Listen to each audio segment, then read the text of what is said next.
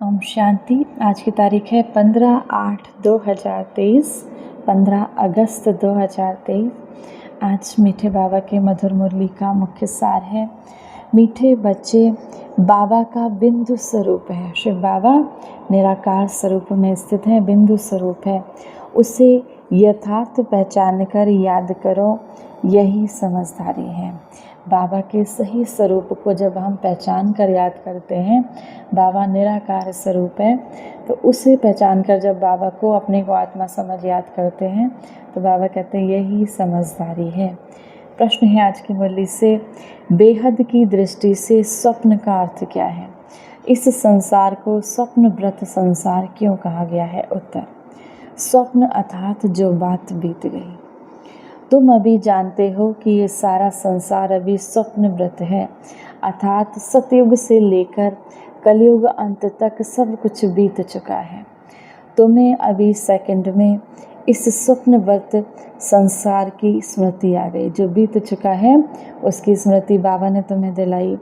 तुम सृष्टि के आदि मध्य अंत, मूल वतन, सूक्ष्म वतन, स्थूल वतन को जानकर मास्टर भगवान बन गए हो। तुम इस सृष्टि के आदि मध्य अंत, आदि माना सतयुग त्रेता, मध्य माना द्वापर, अंत माना ये कलयुग। तो इसको तुम जानकर मूल वतन, जहाँ पे हम आत्माएं परमात्मा शिव बाबा के साथ रहते थे, सूक्ष्म वतन जहाँ पर ब्रह्मा विष्णु शंकर की सूक्ष्म भगवान विराजमान रहते हैं, सूक्ष्म देह के साथ विराजमान रहते हैं ब्रह्मा विष्णु शंकर। स्थूल वतन जहाँ पे हम सभी आत्माएं अभी साकार रूप से पाठ बजा रही हैं। तो बाबा कहते हैं ये तुम सब जानकर मास्टर भगवान बन गए हो। गीत है आज की मुरली से, कौन आया मेरे मन के द्वारे। धारणा के लिए मुख्य सार है। पहली पॉइंट, स्वदर्शन चक्र फिराते माया पर गुप्त रीति विजय प्राप्त करनी है। शिव बाबा के समान नॉलेजफुल होकर रहना है। स्वदर्शन चक्र फिराते अपने अनादि आदि स्वरूप की स्मृति को लाते हुए माया के 5 विकारों पर, काम क्रोध मोह लोभ अहंकार पर विजय प्राप्त करनी है। शिव बाबा के समान ज्ञान सागर, मास्टर ज्ञान सागर होकर रहना है। दूसरी पॉइंट, अब शिव बाबा निराकार स्वरूप में है, तो बाबा जो है जैसा है उसे यथार्थ बिंदी रूप में जानकर याद करना है। बाबा जो है जैसा है उसे बिंदी के स्वरूप में, जैसा उसका स्वरूप है, याद करना है। बिंदु बनकर बिंदु बाबा की याद में रहना है, भोला नहीं बनना है। बिंदु बनकर बिंदु बाबा की याद में रहना है। बाबा कहते हैं ऐसे भोले मत बन जाना कि मुझे भूल जाओ। वरदान है आज की मुरली से, बाबा की डायरेक्शन प्रमाण सेवा समझ हर कार्य करने वाले सदा अथक और बंधन मुक्त भव। प्रवृत्ति को सेवा समझकर संभालो, बंधन समझकर नहीं। बाबा ने डायरेक्शन दिया है योग से, हिसाब किताब चुकतू करो। अब ये तो मालूम है कि वह बंधन है, लेकिन घड़ी घड़ी कहने व सोचने से और भी कड़ा बंधन हो जाता है। अगर हम कहते हैं कि हम इस बंधन में बंधे हैं, हम उस बंधन में बंधे हैं, तो बाबा कहते हैं बार बार कहने से वो बंधन और कड़ा हो जाता है। और अंत घड़ी में अगर बंधन ही याद रहा तो गर्भ जेल में जाना पड़ेगा। इसीलिए कभी भी अपने से तंग नहीं हो, फंसो भी नहीं, मजबूर भी नहीं हो। खेल खेल में हर कार्य करते चलो, अथक भी रहेंगे और बंधन मुक्त भी बनते जाएंगे।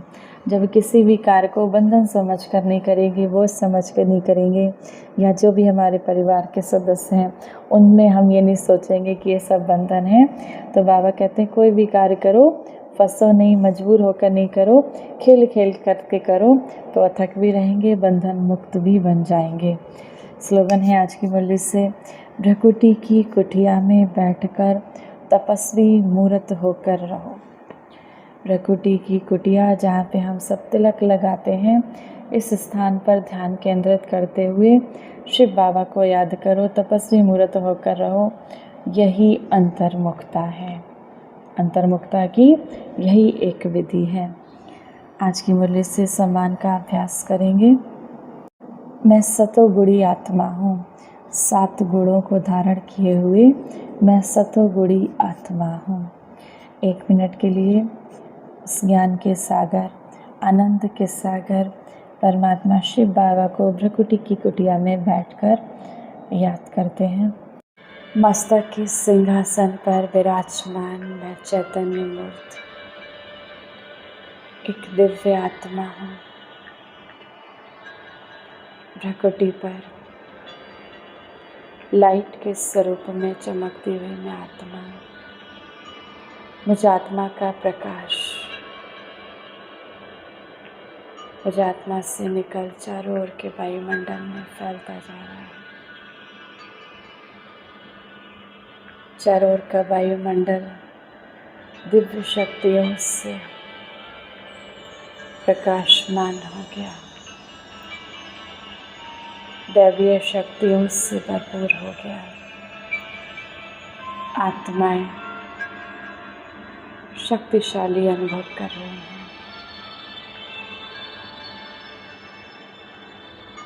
आत्माएं शक्तिशाली बनती जा रही हैं। चारों ओर के वायुमंडल में शक्तियों का प्रवाह प्रवाहित हो रहा है। मुझ आत्मा से, मेरे एक कर्मेंद्रियों से, मेरे अंग अंग से शक्तियों का लाल प्रकाश चारों ओर के वायुमंडल में फैलता जा रहा है। चारों ओर का वायुमंडल शक्तिशाली बन गया। इस संसार का एक एक कण ईश्वरीय शक्तियों से भर गया। माया के 5 विकारों से मुक्त हो गया।